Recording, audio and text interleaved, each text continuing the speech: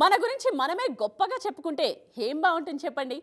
బయట ఇండస్ట్రీ నుండి ఒకరొచ్చి మీరు తోపులరా సామి అన్నప్పుడే కదా అస్సలు కిక్.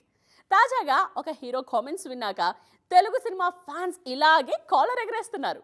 మరి అంతగా కిక్ ఇచ్చిన ఆ కామెంట్స్ ఏంటి? అసలు ఆ కామెంట్స్ చేసిన హీరో ఎవరు? ఒకప్పుడు తెలుగు సినిమాలకు 1000 కోట్లు అంటే కల. కానీ దాన్ని రాజమౌళి చాలా సింపుల్ చేశారు. బాహుబలి 2 తర్వాత RRR, పుష్ప 2 సినిమాలు 1000 కోట్లు క్రాస్ చేశాయి. మనోళ్లను చూసి కన్నడలో KGF 2, హిందీలో పఠాన్, జవాన్ కూడా 1000 కోట్లు కలెక్ట్ చేశాయి. కానీ తమిళ ఇండస్ట్రీకి ఇది సాధ్యం కాలేదు. దీనిపైనే శివకార్తికేయన్ ఆసక్తికర కామెంట్స్ చేశారు. సెప్టెంబర్ 5న మదరాసి సినిమాతో రాబోతున్నారు శివకార్తికేయన్. మురుగదాస్ తెరకెక్కిస్తున్న ఈ సినిమా ప్రీ రిలీజ్ వేడుకల్లో మాట్లాడుతూ, తెలుగు సినిమాలో కంటెంట్ అద్దరిపోతుంది కాబట్టి 1000 కోట్లు కలెక్ట్ చేస్తున్నాయి, అదే టాలీవుడ్ సీక్రెట్ అన్నారు.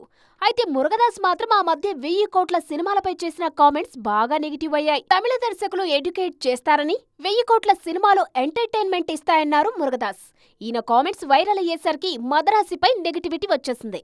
దాన్ని కవర్ చేయడానికి శివకార్తికేయన్ తెలుగు సినిమాలపై ప్రశంసల వర్షం కురిపించారు.